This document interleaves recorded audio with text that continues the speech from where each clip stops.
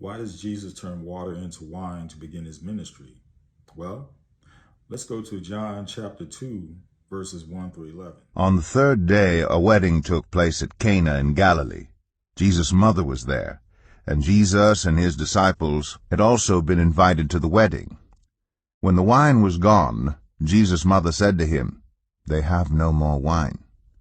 "Woman, why do you involve me?" Jesus replied. "My hour has not yet come." His mother said to the servants, "Do whatever he tells you."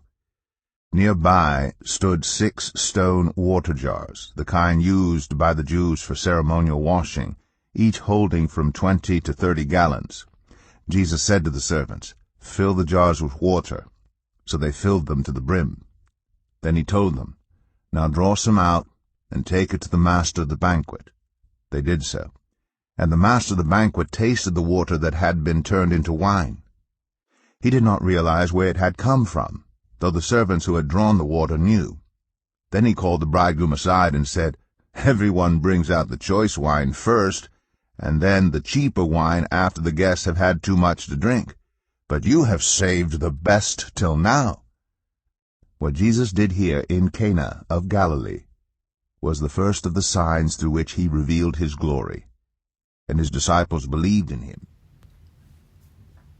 When Jesus performed this miracle, the only persons present were family members and his disciples.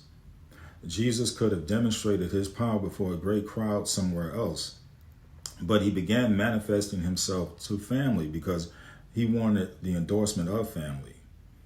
Also, just as God created at the beginning of the Old Testament, so Jesus, the Son of God, created wine out of water at the beginning of the New Testament.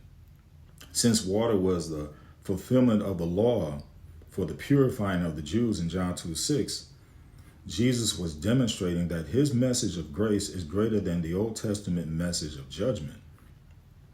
Jesus began declaring himself to those closest to him, knowing they would take the message to the multitude.